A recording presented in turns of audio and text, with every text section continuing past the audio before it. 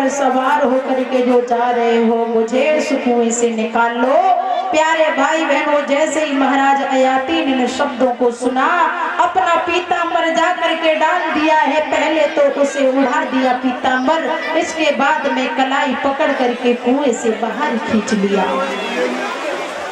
बाहर जब खींचा है तो देवयानी ने जवाब दिया है कि आपने मुझे कुएं से बाहर तो निकाल लिया, लेकिन मैं संकल्प करती हूँ कि मैं विवाह तुम्हारे साथ करूंगी।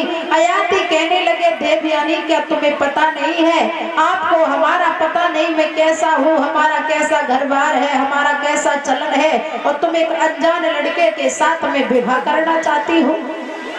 जवाब दिया है कि आपने मुझे कुआं से निकाला है, आपने हमारी कलाई को पकड़ा है, तो मैंने अपना आप को पति मान लिया है। महाराज अयाती वहां से चले जाते, लेकिन देवयानी वहां से चली नहीं। और देवयानी जब चली है, पिताजी के पास पहुंची। पिताजी ने जवाब दिया है कि देवयानी सारी रात तुम कहाँ रही हो। देवयानी के आंखों में आंसू आ गए, बोले हैं पिताजी, यह शर्मिष्ठा मुझे कुएं में डाल करके आई थी और कहा है कि तू तो भिखमंगे की लड़की है, क्योंकि नारद जी आ रहे थे, हमसे गलती से इससे कपड़े फिर गए, इसलिए इसने तमाम सी बातें कर डाली। जैसे ही बेटी के शब्दों को सुना है, शुक्राचार्य जी ने बेटी को साथ लिया और चल दिए वहां से। बृहस्पतिवार जाकर के चरणों पर गिर पड़े, महाराज आप जो चाहो वही होगा। शुक्राचार्य जी ने कहा, मैं रुक तो इस बात पर सकता हूँ कि जब मेरी बेटी का विवाह होगा तो तुम्हारी बेटी हमारी बेटी की दासी बन करके जाएगी। बृहस्पतिवार ने कह दिया, महाराज ऐसा ही होगा। एक बार देवयानी फिर घूमने के लिए चली तो महाराज अयाती से फिर भेंट हो गई। महाराज अयाती को साथ लेकर के आए हैं।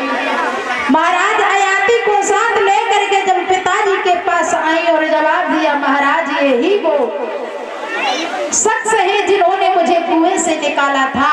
महाराज शुक्राचार्य जी ने कहा है कि हे अयाती, मैं तो अपनी बेटी का विवाह तुम्हारे साथ करूंगा। अयाती ने कहा, महाराज करना चाहते हो तो कोई बात नहीं। अयाती अपने धाम के लिए लौटे हैं, सज धज करके बारात को लेकर के आए।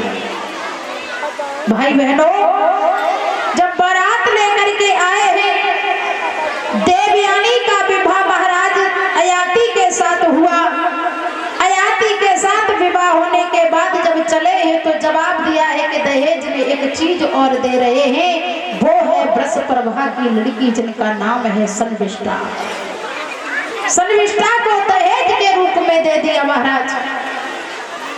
महाराज जिस समय अयाती लेकर के आए हैं, एक महल में छोड़ दिया है शर्मिष्ठा को और एक महल में जाकर के देवयानी के साथ रहने लगे।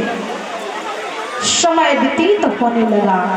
चलते वक्त एक शब्द कहा था शुक्राचार्य जी ने। शुक्राचार्य जी ने एक बात कहा था कि हे अयाती, विदाई के समय शुक्र ने कहा, राजन इसका विश्वास न हो, पत्नी तक ही कायम रहना, दासी संग भोग लाश न हो।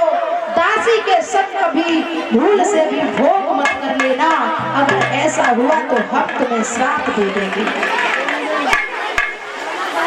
महाराज जिस समय वहां से चले ही जा करके रहने लगे, लेकिन भाई बहनों, देवयानी के गर्भ से 2 बालक पैदा हुए, यदु और त्रुवस।